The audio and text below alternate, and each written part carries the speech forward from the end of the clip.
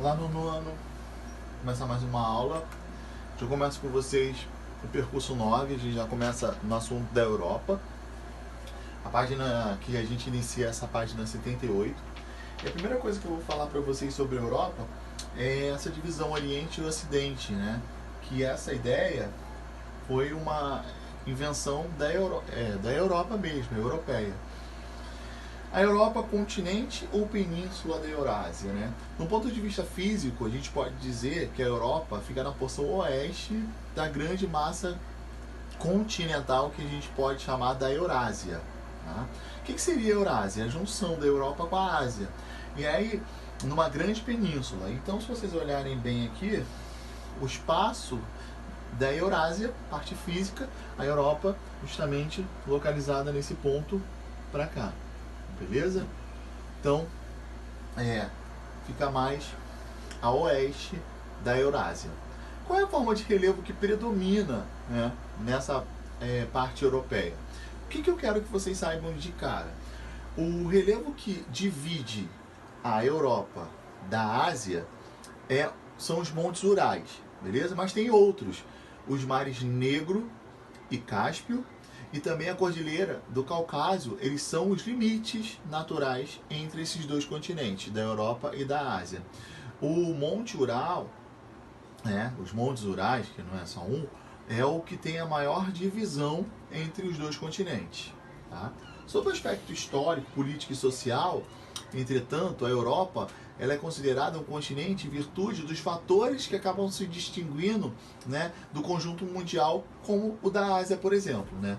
A Europa foi o centro de movimentos importantes com desdobramentos em todo o mundo, como a democracia grega, o direito romano, o renascimento cultural e artístico, o capitalismo, a Revolução Industrial, a Revolução Francesa, e ali, né, também teve a implantação do socialismo. Então, quando a gente fala sobre esses aspectos, a Europa ela tem uma grande importância a nível mundial. Tá? Aqui tem um mapa já político, onde tem todos os países da Europa, beleza? Aqui, se vocês olharem a Rússia, que ela também pega nos dois territórios. Aqui é justamente os Montes Urais. Beleza? Ó, que países têm uma parte do território localizado na Europa e outra na Ásia? Acabei de falar um para vocês, né? A Rússia é um deles. Ó, na Europa ocorreu uma formação dos primeiros blocos econômicos, mas nela também houve muitos conflitos internos ao longo da sua história, na formação dos Estados Nacionais. Além dela ter sido um campo de batalha de duas guerras, a Primeira e a Segunda Guerra Mundial, a primeira, que foi entre 14 e 18, e a segunda, 39 a 45, que causaram mortes de milhões de pessoas, e também não apenas alterou também as fronteiras entre os seus estados, mas também teve o quê? Formação de novos países aí, nesse caso. Olha o quanta coisa já aconteceu nesse continente, né? Comparando os mapas, né, que eu mostrei ali mais acima, a gente vê que as fronteiras de muitos países europeus, eles acabam se alterando conforme o tempo vai passando, sobretudo na parte central e também a gente pode dizer no leste do continente. Ao final da Primeira Guerra Mundial, que foi em 1918, por exemplo, o fim do Império Austro-Húngaro acabou resultando numa formação da Tchecoslováquia, que a Tchecoslováquia hoje também não existe. A Austrália, a Hungria, a Iugoslávia e a Polônia. Países que já até mudaram alguns dos nomes aí que vocês vão ver mais à frente. Atualmente, as áreas mais antigas da Tchecoslováquia, ela corresponde à República Tcheca e à Eslováquia. Aí, ó, atualmente, como já mudou.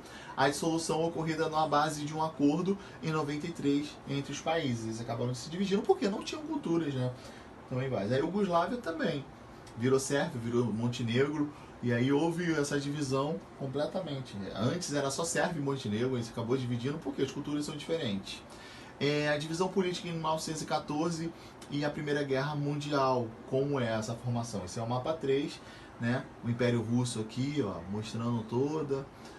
Houve uma mudança muito grande. Então, nessas versões aí, a figura 4, a gente vê justamente a formação mais atual. Então, mais países surgiram, né? Os amarelos foram os países mais novos que surgiram no continente.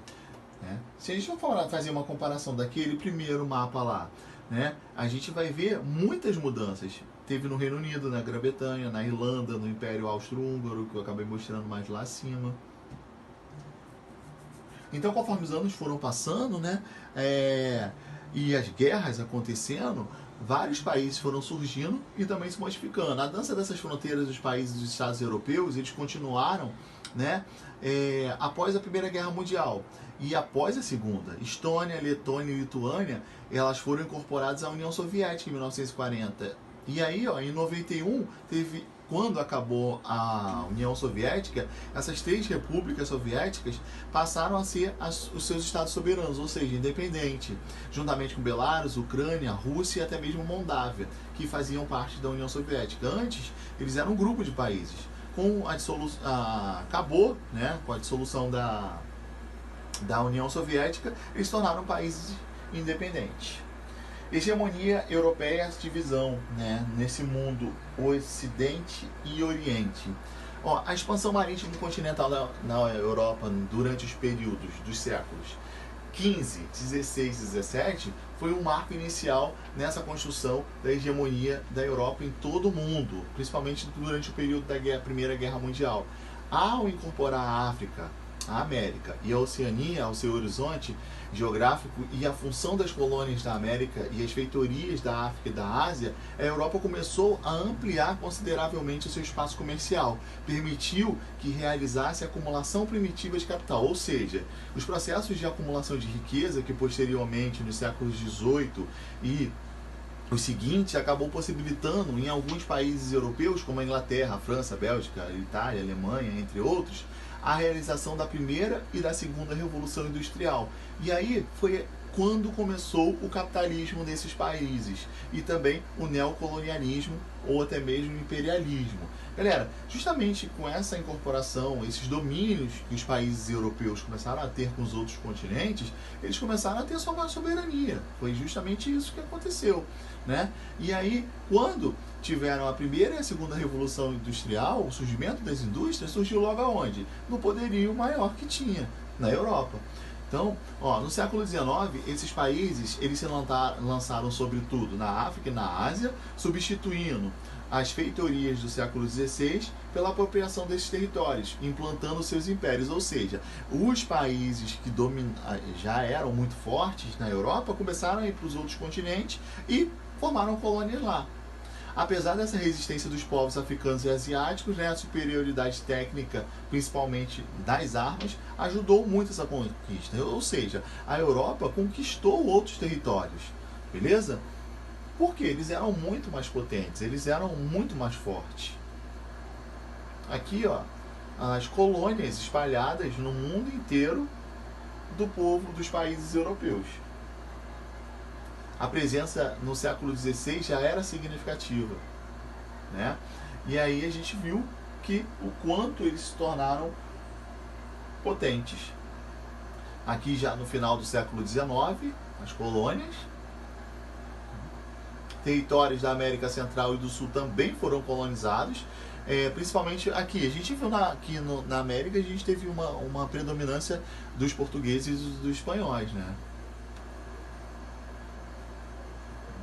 Continuando. A gente vê muita influência da Europa no mundo inteiro, né? Nos períodos históricos, principalmente entre os séculos 19, 16 e 19.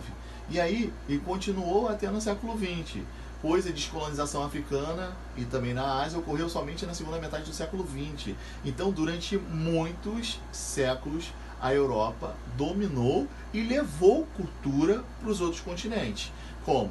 Eles implantavam leis, eles colocavam a religião, eles botavam as línguas, eles implantavam a filosofia, a tecnologia, eles faziam tudo isso. Quem ditava isso tudo era a Europa, até mesmo o modo de vestir, né? Quem não aceitasse, muitas das vezes, acabava morrendo, né? Então, até a educação, né? A gente acaba tendo de origem. Por exemplo, o Brasil foi colonizado pelos portugueses, a nossa língua de origem de Portugal. Esse é um dos exemplos maiores que nós temos. Após a Primeira Guerra Mundial, com a emergência dos Estados Unidos, né, os Estados Unidos começou a crescer, passou a ser uma potência industrial, a hegemonia da Europa já não ficou sobressalente, sozinha, né? Começou a declinar, começou a cair. Por quê? Os Estados Unidos começou a ficar forte, porque a Segunda Guerra Mundial destroçou vários países da Europa. Foi a hora que os Estados Unidos começou a crescer nisso. O Ocidente inventou o Oriente. É outro termo aí específico que fala justamente, apesar das noções do Oriente, né, que lado do horizonte que o sol nasce, né, e o Ocidente, lado onde o sol se põe, né, seriam usadas desde o século III a.C. pelo Império Romano, acabou dividindo seu vasto território conquistado em duas partes pela melhor forma de acabar administrando, sob o ponto de vista histórico, cultural, político e geográfico, né? Essas expressões somente elas se consolidaram durante as grandes navegações marítimas comerciais europeias, em que período ficou muito evidente a parte do Ocidente e Oriente, entre século XV e XVI.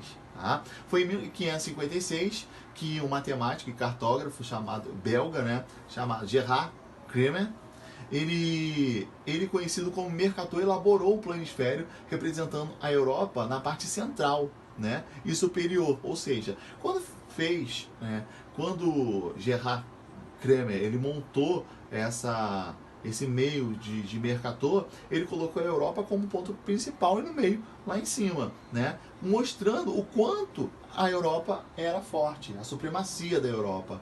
E lá, portanto, houve um período que a gente fala que é eurocêntrico, quer dizer, a Europa no meio, né? Isso, quando vocês ouvirem essa expressão eurocêntrica, justamente vem daí, beleza? Como etnocentrismo.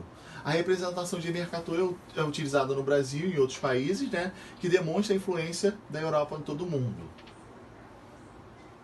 Aqui, ó, o Mercator, vocês observarem bem, o meio, na parte superior, considera a Europa do restante do mundo.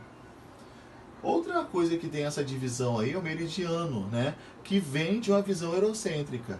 Em 1884, né, em Washington, capital dos Estados Unidos, foi realizada uma conferência internacional do meridiano. Foi ali que foi decidido que o meridiano principal seria o de Greenwich, ou de Greenwich, como vocês acharem melhor. Localizado na cidade do mesmo nome, próximo a Londres, né, que é a capital do Reino Unido, essa escolha mostra a supremacia inglesa. E aí, sendo uma potência naval e econômica do mundo. Para vocês terem noção, né, eles quiseram colocar até o meridiano como principal, pegando a Europa. Outros meridianos poderiam também ser o principal. Existem 24 meridianos, mas o marco zero acabou sendo de uma visão eurocêntrica. Beleza? Aqui o meridiano, aqui mostrando a cidade onde foi, né, esse observatório aí em Londres. E o orientalismo e o ocidentalismo, né?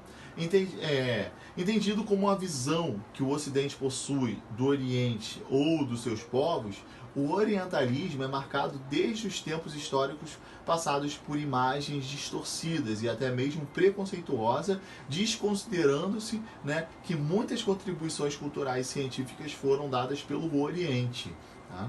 Não há dúvidas em que o etnocentrismo do Ocidente ele serviu aos interesses das potências ocidentadas e acabou justificando, né, ideologicamente os atos de apropriação dos territórios no Oriente.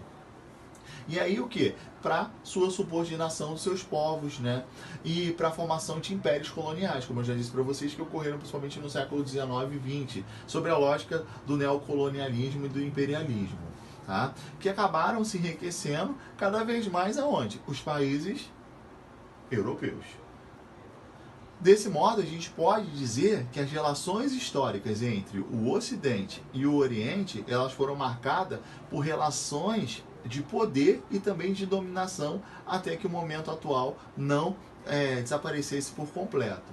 Exemplos recentes dessas relações foram as invasões ao Afeganistão, ao Iraque, as lideranças dos Estados Unidos com as forças militares do Reino Unido, né? Então, para vocês verem o quanto, né, esse poderio acabou sendo forte. Beleza, galera? Então, é isso. Até a próxima aula.